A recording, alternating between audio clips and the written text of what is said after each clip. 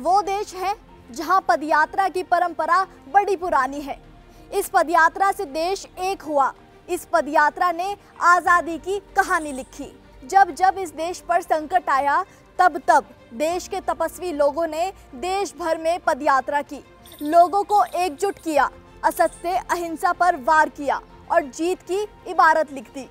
ठीक वैसे ही राहुल गांधी ने झूठ, नफरत, अहिंसा, भेदभाव के खिलाफ भारत जोड़ो यात्रा निकालकर देश को एकता के सूत्र में बांध दिया, जहां उन्होंने न किसी का धर्म देखा न जाति, बस सबको एक करते चले गए, मोहब्बत बांटते चले गए और नफरत मिटाते चले गए।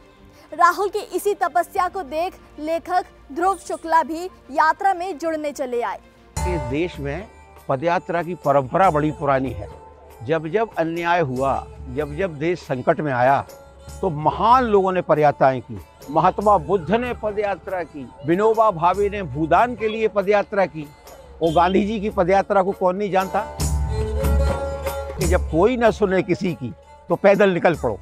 और इस समय भारत में एक ऐसा निजाम है जो बहुत ही अभद्र है। राहुल से बातें करते वक्त ध्रुव ने कहा कि आज की सरकार ने राजनीति, धर्म और समाज का बाजारीकरण कर दिया है। हर तरफ से बस मुनाफे की राजनीति करते हैं। यही वजह है कि आज देश की जनता कंगाली की कगार पर पहुंच चुकी है।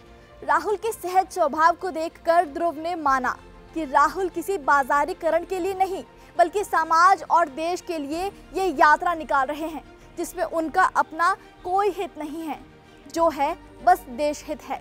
नरेंद्र मोदी ने पॉलिटिक्स, रिलीजन और सोसाइटी का मार्केटाइजेशन कर दिया। आप सोशल रिलेशनशिप के लिए निकले, तो आप जो रिलेशन बना रहे हैं, आप मार्केट में नहीं हैं, आप समाज में खड़े। बाजारीकरण कह सकते हैं। और राजनीति का बाजारीकरण करेंगे तो राजनीति समाज सेवा कैसे रह जाएगी?